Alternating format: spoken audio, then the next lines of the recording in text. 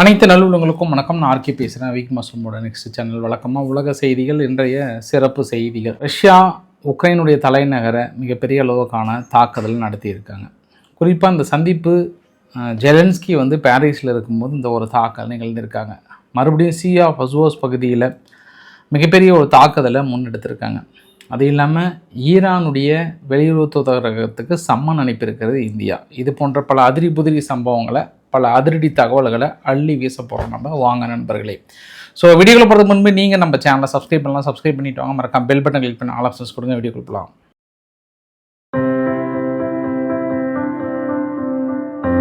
First நம்ம இந்தியாவில் தான் ஆரம்பிச்சிடலாமா? இந்தியா ஈரானுடைய அம்பாசிடருக்கு சம்மன் அனுப்பியிருக்காங்க. எங்களுக்கு பதிலளிச்சுட்டு போங்கன்றாங்க. ஹார்மூஸ் நீரிணையில் அமெரிக்க கப்பல் மீது ஈரான் நடத்திய தாக்குதலில் இந்திய மாலுமி ஒருத்தர் பலியாகி போயிட்டார். ஏற்கனவே ஒருத்தர் காணாமல் போனது தேடிக்கிட்டு இருக்காங்க. மேபி அதுவும் பலியானமாக தான். இது இரண்டாவது பலி இந்த 2-3 நாட்கள்லேயே. அதுவும் அந்த யுஏஇயில் பார்த்தோம் அப்படின்னா 2 கப்பல்கள் இருக்குது. ஒரு ஸ்டேட்மெண்ட்டே கொடுத்துருக்காங்க இந்திய சார்பாக. அந்த ஸ்டேட்மெண்ட்டில் MT-AI பஹாஹியா அப்படின்ற ஒரு கப்பலும், MT மாம்பாசா அப்படின்ற 2 கப்பல், இன்னொன்று MT மாம்சா. இந்த 2 கப்பல்களும் ஸ்டேட் ஆஃப் ஆர்ம்ஸில் வருது. இந்த 2 கப்பல்களையும் 30 இந்தியன் சீஃபாரர்ஸ், அதாவது இந்தியர்கள் வேலை செஞ்சுருக்காங்க. அதில் 2 பேரும் கம்பைண்டாக சேர்த்து கிட்டத்தட்ட 46 பேர். அதிலும் குறிப்பாக MT-AI பஹாஹியாவில் பார்த்தோம் அப்படின்னா 12 இந்தியன் நேஷனல் இருந்திருக்காங்க. அதில் ஒருத்தர் இறந்து போயிட்டாங்க. Another injured. 18 இந்தியன் நேஷனல் மபாசாவில் இருக்காங்க. அதில் 9 பேர் பார்த்தோம் அப்படின்னா சஸ்டைன்ட் இன்ஜூர்டு. மீதி 2 பேர் ரொம்ப சீரியஸ் இன்ஜூர்டாக இருக்கிறாங்க. ஸோ இந்த தாக்குதலை பொறுத்த வரைக்கும் ரொம்ப கடுமையான கண்டனங்களை தெரிவித்திருக்கிறது. தொடர்ந்து அந்த கடல் பகுதியில் நாடுகளுக்குள்ள இந்த யுத்தத்தில் தொடர்ந்து தனிநபர்கள் மீது அதில் பயணம் பண்ணுகிற மக்கள் மீது தாக்கல் நடத்தக்கூடாது என்பதில் தெளிவாக இருக்காங்க. இதையும் தாண்டி தொடர்ந்து தாக்கல் நடத்தப்படுறது, அதில் வேலை செய்கிற மாலுமிகள் தொடர்ந்து இருக்கிறது தொடர்கதையாக இருக்கிறது. அதனால் இந்தியா ஈரானுக்கான சம்மன் அனுப்பியிருக்கிறது. ஒன்று, எங்கேயும் கிளம்பாதீங்க, அங்கேயே நிறுத்துன்னு சொல்லணும். தொடர்ந்து தாக்குதலை நிறுத்துவது என்பது ஏற்றுக்கொள்ள முடியாத ஒரு விஷயமாக பார்க்கப்படுகிறது. யுஏயும் கண்டனம் தெரிவித்திருக்கிறது. வழக்கமாக நம்ம பாஷையில் சொல்லணும் அப்படின்னா, கண்டனங்கள் தெரிவித்து என்ன பிரயோஜனம், அடுத்த நடவடிக்கைகள் என்ன எடுக்கிறாங்கன்றது தான் ரொம்ப முக்கியம். வெறும் கண்டனங்கள் மட்டும் அப்படின்னா எல்லாருமே தெரிவிச்சுட்டு போயிடலாம். இதனால் நமக்கும் ஈரானுக்குமான உறவுகளில் விழிசல் வருமான்ற இன்னொரு ஆங்கிள்லேயும் பார்க்கலாம். ஏன்னா இது 3 பேர் பக்கம் அவங்க தாக்குதலில் இறந்து போயிருக்காங்க. தொடர்ந்து இந்திய கப்பல்களை குறி வைக்கிறாங்க. மற்ற நாட்டு கப்பல்கள் கூட அந்தளவு குறி வைக்கிறாங்களோ இல்லையா, பட் இந்த தடவை இந்திய கப்பல்கள் மீது குறி வைக்கல, அந்த யுஏயினுடைய கப்பலில் குறி வச்சுருக்காங்க. அதில் வேலை செய்த இந்தியர்கள் இறந்து போயிருக்கிறாங்க. அதனால் ஈரான் என்ன பதில் சொல்ல போகிறாங்கன்றதை பொறுத்து இருந்து பார்க்கலாம். நம்ம ஈரான் பிரிட்டனுக்கு கண்டனம் தெரிவித்திருக்கிறது. ஏன்னா நேற்று பிரிட்டன் என்ன பண்ணிட்டாங்க, தடை செய்யப்பட்ட தீவிரவாதிகள் என்று அனௌன்ஸ் பண்ணதுனால அதை எப்படி எங்கள் நாட்டை பார்த்து நீங்கள் ஒரு செக்யூரிட்டி த்ரெட்டாக நீங்கள் சொல்லலாம்னு சொல்லிட்டு தனது கண்டனங்களை தெரிவித்திருக்கிறாங்க. தொடர்ந்து இந்த ஷார்ட் பீரியடில், அதாவது பொருளாதார தடையை விளக்குனாங்க இல்லையா, அந்த பொருளாதார தடையை விளக்குனதில் ரஷ்யா என்ன பண்ணியிருக்காங்க, ரஷ்யான்ற பாருங்க, ஈரான் 80 மில்லியன் பேரல் க்ரூட் ஆயிலும், அப்புறம் 6 பில்லியனுக்கான ஒர்த்துள்ள கடந்த 4 வாரத்திலேயே அந்த அளவுக்கு ரொம்ப ஷார்ட் பீரியடில் மிகப்பெரிய அளவுக்கு ஏற்றுமதி செய்திருக்கிறாங்க அப்படின்றாங்க. பட் இப்போ ஏற்றுமதி பண்ண முடியல, ஹோல்டு பண்ணிட்டாங்க. ஷார்ட் பீரியடில் எடுத்துருப்பாங்கன்ற மாதிரி ராய்டர்ஸ் போன்ற பத்திரிகைகள் எழுதியிருக்காங்க. இப்போ நம்ம இரவு பதிவில் விவகாரத்தை மிகப்பெரிய அளவுக்கு பேசலாம். ஏன்னா அந்த பஷீர் விமான நிலையத்திலும் அங்கே மிகப்பெரிய ஒரு தாக்குதல் தொடர்ந்து இப்போ மாலை நேரத்தில் கூட தாக்க நிகழ்த்திட்டு தான் இருந்தாங்க. அதனால் பாதிப்புகள், சேதாரங்கள் எல்லாமே நம்ம பெரிய அளவுக்கு பார்க்க போகிறோம். அதே தாண்டி நம்ம ரஷ்யா உக்ரைன் விவகாரத்தை பார்த்துடலாம். இன்றைக்கி ரஷ்யா என்ன பண்ணுறாங்க, உக்ரைன் மீது ஒரு 145 ஏரியல் வெப்பனும் ஒரு 135 ட்ரோனும் அனுப்புகிறாங்க. இதில் பெரும்பாலும் ஜெலன்ஸ்கி சுட்டு வீழ்த்தப்பட்டதாக சொன்னால் கூட FP7 பேலஸ்டிக் மிசைல்ஸும், FP9 ballistic missiles, Grom 2 ballistic missiles, அப்புறம் நெப்டியூன் MD க்ரூஸ் மிசைல்ஸ் இதெல்லாம் பயன்படுத்தியிருந்தாங்க. இன்று சற்று உக்ரைனுடைய தலைநகர் சற்று தடுமாறியது. பெரிய அளவுக்கான தாக்குதல் இலக்காகப்பட்டிருக்கு. ஏன்னா வான்தடுப்பு சாதனங்கள் கொஞ்சம் குறைந்திருக்கு இல்லையா. இனி வருகின்ற தாக்குதலில் இலக்குகள் என்பது மிகப்பெரிய அளவுக்கு இருக்குன்னு சொல்லியிருக்காங்க. FAB 3000 டன், 3000 டன், 2000 டன் உள்ள வெடிகுண்டுகள் எல்லாம் போட ஆரம்பிச்சிட்டாங்க ரஷ்யா. இதுக்கு முன்பெல்லாம் கொஞ்சம் பார்த்து யோசனை பண்ணிட்டு இருந்தாங்க. இப்போல்லாம் போட ஆரம்பிச்சிட்டாங்க. அது கெர்ஷன் போன்ற பகுதியெல்லாம் மிகப்பெரிய ஒரு தாக்கல் நிகழ்த்தியிருந்தாங்க. ஜாப்ரோசியா பகுதியில் 12க்கும் மேற்பட்ட நபர்கள் வந்து காயமடைந்திருப்பதாகவும் சொல்கிறாங்க. பெரிய தாக்குதலுக்கு இலக்காக்கப்பட்டிருக்கிறது. உக்ரைனுடைய மிக போர்ட்டான அதாவது ஒடிசி போர்ட்டில் என்ன பண்ணியிருக்காங்க, கிட்டத்தட்ட 6லிருந்து 7 உக்ரைனுக்கு வந்து கார்கோ ஷிப் வந்து இறக்கும் போது வந்து தாக்கல் நடத்தியிருக்கிறாங்க. அந்த ஒடிசா போர்ட்லேருந்து கீழே நல்லா உள்ளே போய் நுழைந்து தாக்கல் நடத்தியிருக்காங்க. அதுக்கான வரைபட இமேஜஸ் பார்க்குறீங்கல்ல, இந்த இமேஜஸ் எல்லாமே வந்து நேற்று ரஷ்யா அதிரடியாக நடத்திய தாக்குதல். 1 மணி நேரத்தில் கிட்டத்தட்ட 7லிருந்து 8 கப்பல்கள் மீது தாக்கல் நடத்தப்பட்டதாக வந்து சொல்லியிருக்காங்க. அதனுடைய நம்பர்ஸ் பாருங்கள், 1 2 3 4ன்னு சொல்லி நம்பர் போட்டிருக்காங்களா. அது இல்லாமல் உக்ரைனுடைய போர்ட்டில் வந்து இன்னொரு கார்கோ ஷிப் தனிப்பட்ட முறையில் வரும்போது இந்த தாக்குதலை நிகழ்த்தியிருக்கிறாங்க. இது எல்லாமே ரஷ்யா உக்ரைன் மீது நிகழ்த்தப்பட்ட தாக்குதல். ஜாப்ரோசியா பகுதியில், கெர்ஷன் பகுதியில், ஒடிசா துறைமுகத்தில், தலைநகர் கியூவில். இது எல்லாமே பதில் தாக்குதல்கள் மிக கடுமையாக இருக்கும் என்று எச்சரிக்கை கொடுக்கப்பட்டு தாக்கல் நடத்தப்பட்டது. பட் உக்ரைன் வந்து ஒரு 3 தாக்கல் நிகழ்த்தினாங்க. அந்த 3 அதாவது இவங்க வந்து இவ்வளோ அடிக்கிறதுல அவங்க 3 தாக்குதல் பார்த்தீங்கன்னா 1500 கிலோமீட்டர் தள்ளி ஒரு பெட்ரோ கெமிக்கல் பிளான்ட் ஒன்று, அப்புறம் வந்து கேஸ்ப்ரோம்னுடைய நெஃப்கிம்னு சொல்லிட்டு இன்னொரு ஒரு முக்கியமான ஆயில் ரிஃபைனரி, இந்த 2 பிளான்ட்டை வந்து அடிச்சிட்டாங்க. பெட்ரோ கெமிக்கல் பிளான்ட் ஒன்று, ஆயில் ரிஃபைனரி. இது 2மே பெரிய ஒரு சேதாரத்தை கொடுத்துருக்கு. ஏற்கனவே அவங்க ஆயில் பெரிய அளவுக்கு பற்றாக்குறை இருக்கும்போது இந்த தாக்குதல் ரஷ்யாவுக்கு பெரிய இழப்பு தான். தொடர்ந்து அந்த சி ஆஃப் அஸ்வாவ் பகுதியில் கடந்த 24 மணி நேரத்தில் மறுபடியும் ஒரு 11 கப்பல்கள் மீது தாக்கல் நடத்தியிருக்காங்க. அந்த 5 ஆயில் டேங்கர், 5 கார்கோ ஷிப்பு, ஒரு டக் போட் அப்படின்னு சொல்கிறாங்க. மொத்தம் இது வரைக்கும் கடந்த 9 நாட்களில் 116 வெசல்ஸ்க்கு மீது தாக்கல் நடத்தியிருக்காங்க. இது ரஷ்யா மிகப்பெரிய இழப்புகளையும் அந்த இடத்துல சந்தித்துட்டு இருக்காங்க. திடீர்னு திட்டமிட்டு பெரிய ஒரு தாக்குதல். எல்லா கப்பலும் வந்ததுக்கப்புறம் அங்கங்கே நின்றுட்டு இருந்தாலும் சரியே, உள்ளே இருக்கக்கூடிய கடல் பரப்பில் இருந்தாலும் சரியே தாக்குன்னு தாக்கிட்டு இருக்கிறாங்க உக்ரைன் தரப்பில் இருந்து. ரஷ்யா மிகப்பெரிய ஒரு சதி திட்டத்தை முறியடிச்சிருக்காங்க. ஜஸ்ட் மிஸ்ல எஸ்கேப் ஆகியிருக்காங்க, இல்லைனா பெரிய ஒரு சேதாரத்தை ஏற்படுத்தியிருப்பாங்க. ஒரு 2 பேர் இந்த வீடியோ பதிவு பார்க்குறீங்கல்ல, 2 பேர் யார் அவங்கன்னா மால்டோவாவை சேர்ந்தவங்க, ஆனால் உக்ரைனுக்காக வேலை செய்கிறாங்க. இங்கே ரஷ்யாவிலிருந்து 2 பேர்த்த வந்து பிடிச்சிருக்காங்க. ஒரு 35 ட்ரோனு எங்கேருந்து ஷிப்மெண்ட் கொண்டு வராங்க அப்படின்னாங்கன்னா, ஸ்லோவோக்கியா வழியாக கார்கோ வந்து ஸ்லோவோக்கியா வழியாக போலந்துலேருந்து பெலாரஸ்லேருந்து ரஷ்யா, அதுக்கப்புறம் வந்து இங்கே ரீச் ஆகுது. இந்த ட்ரோன் என்ன பண்ணுறாங்க இவங்க, அங்கே ரஷ்யா மாஸ்கோனுடைய சென்ட்ரலில் இருந்து ஆப்ரேட் பண்ணுற மாதிரியான திட்டம். 35 ட்ரோனும் பெரிய அளவுக்கு மாஸ்கோனுடைய மிக முக்கிய பகுதியில் தாக்கல் நடத்துவதற்கு மிகப்பெரிய திட்டத்தை தீட்டியிருந்தாங்க. இந்த திட்டத்தை தீட்டியவர்கள் யார்? 2 மால்டோவானுடைய சிட்டிசன். இதுக்கு டைரக்ஷன் கொடுத்தது யார்? உக்ரைன்.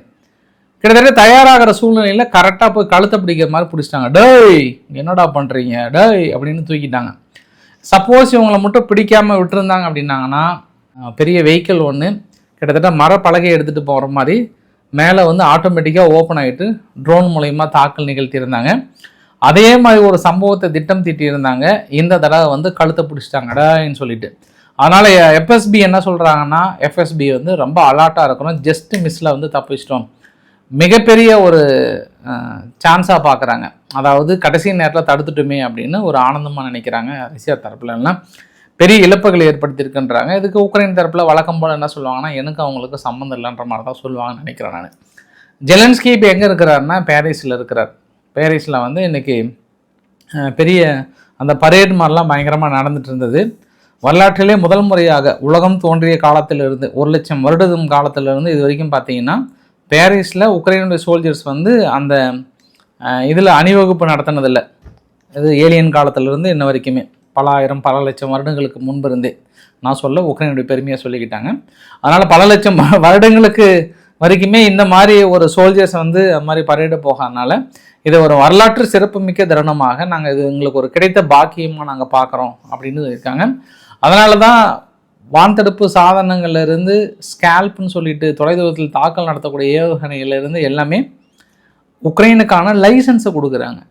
லைசன்ஸை கொடுத்து நீங்கள் ப்ரொடக்ஷன் யூனிட்டை ஸ்டார்ட் பண்ணலான்றாங்க. அது இல்லாமல் SAMP-T சிஸ்டம்னுடைய இன்டர்செப்டர் ட்ரோனாக இருக்கட்டும், மீதி இன்னும் முக்கியமான ட்ரோன் அதாவது அஸ்தர் அப்படின்னு சொல்லுவாங்க, அஸ்தர் மிசைல்ஸை கூட ப்ரொடக்ஷன் யூனிட்டுக்கான லைசன்ஸ் கொடுக்குறாங்க. 2028 அது ப்ரொடக்ஷன் யூனிட்டை ஸ்டார்ட் பண்ண போகிறதா சொல்கிறாங்க. மிக முக்கிய தலைவர் எல்லாமே கலந்துக்கிறாங்க. மிகப்பெரிய விவாதம் நடத்தப்படுகிறது. அந்த விவாதத்தில் 90 பில்லியன் லோன் கொடுக்குறாங்க உக்ரைனுக்கு. ஏற்கனவே ரஷ்யாவுடைய திருடிய சொத்துக்கள் மூலயமாக ஒரு 150 பில்லியன் பக்கம் கொடுத்தாங்க, அது பத்தில். மறுபடியும் இந்த தடவை வந்து ஷார்ட் பீரியடில் 90 பில்லியனுக்கான லோனு கொடுக்குறாங்க. இந்த லோன் சப்போர்ட்டில் வந்து யூகே வந்து ஜாயின் பண்ணுறாங்க. யூகே வந்து ஒரு 12 பில்லியனுக்கு மேலே மிலிட்ரி ஃபினான்சியலாக வந்து கொடுக்க போகிறாங்க. இந்த மிலிட்ரி ஃபினான்சியல் மட்டும் இல்லாமல் சமீப காலமாக ஐரோப்பாவிலிருந்து பிரெக்சிட் ஒப்பந்தத்தின்படி வெளியே வந்தது யூகே. ஆனால் திடீர்னு இந்த மாதிரியான அதாவது ஒரு விதமாக உக்ரைனுக்காக மறுபடியும் ஐரோப்பாவுடன் இணைய ஆர்வம் காட்டுறாங்களான்ற இன்னொரு கோணத்துலையும் பார்க்கலாம் நம்ம.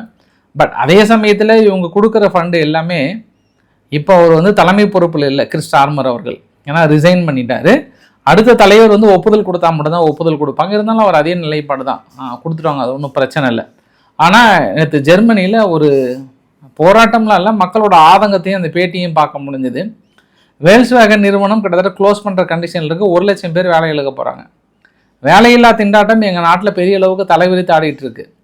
அப்படி இருக்கச்சே நீங்கள் வந்து இங்கே அந்த அளவுக்கான ஃபண்டு நீங்கள் கொடுக்கலாமா? இது வந்து அநீதி இல்லையா? இங்கே இருக்கின்ற மக்களே வந்து வாழ்வாதாரத்தை இழந்து வாழ்க்கை செலவுகளை அதிகரிக்கின்ற வேலையிலே நீங்கள் கொடுக்கலாமான்றாங்க. யூகேலையுமே அந்த ஒரு விஷயத்தை வந்து இருக்கிறது. இருந்தாலுமே நேற்று கூட ஜெர்மனி என்ன பண்ணுறாங்க, ஒரு 4,86,000 யூரோஸ் மதிப்புள்ள 20 வோல்டேஜ் டிரான்ஸ்ஃபார்மர் மதிப்புள்ள டிரான்ஸ்ஃபார்மரை வந்து உக்ரைனுக்கு பரிசுகளாக வந்து கொடுத்துருக்குறாங்க. ஸோ இது எல்லாமே தொடர்ந்து ஒரு பக்கம் உக்ரைன் வந்து தோற்றுவிடக்கூடாது என்பதில் ரொம்ப தெளிவு. தான் வீழ்ந்தாலும் தன்னை தடுக்கின்ற நாடு வீழ்ந்து விடக்கூடாது என்பதில் ஒரு உதவி செய்யல ரொம்ப உறுதியாக இருக்கிறாங்க அப்படின்றது தெளிவாக தெரியுது.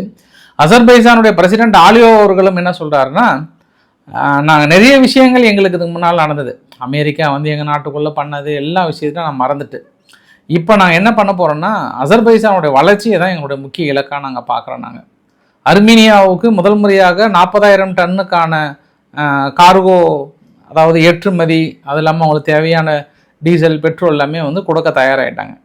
ரஷ்யா அந்த இடத்துல சென்டர் ஆகிற வரைக்கும் 2 நாடுகள் பிரச்சனையிலேருந்து எதுவுமே கொடுக்காமல் இருந்தாங்க. இப்போ அர்மீனியாவுக்கு மட்டும் இல்லை, நாங்கள் உக்ரைனுக்கும் உதவ தயாராக இருக்கோம். ஏன்னா ஐரோப்பா நாடுகள் வேண்டுகோளுக்கு என்னங்க, இனி உக்ரைனுக்கு என்னெல்லாம் தேவையோ அந்த தேவைகளை ஃபுல்ஃபில் பண்ண வரைக்கும் முடிந்த அளவுக்கு நாங்கள் உதவிகள் செய்ய தயாராக இருக்குன்றாங்க. இப்போ அசர்பைஜான் அதிகாரப்பூர்வமாக ஐரோப்பாவுடன் இணைந்து உக்ரைனுக்கான ஆயுத உதவிகளும் மற்றதும் செய்கிறன்ற மாதிரியான ஒரு அனௌன்ஸ்மெண்ட்டை வந்து கொடுத்துருக்குறாங்க. இந்த வீடியோட நிறைவு பகுதியில் 3 விஷயத்தை பார்த்துடலாம். ஒன்று மாலியில் அங்கே ரஷ்யாவுடைய மிஷினரி டீம் வந்து ஒர்க் பண்ணிகிட்டு இருக்காங்க, ப்ளஸ் மாலியோட இராணுவம். இந்த 2 இராணுவம் போன கான்வாய் வந்து திடீர்னு என்ன பண்ணிட்டாங்க, அங்கே இருக்கக்கூடிய மாலியினுடைய தீவிரவாதிகள் உள்ள நுழையிறாங்க, திடீர்னு அடிக்கிறாங்க.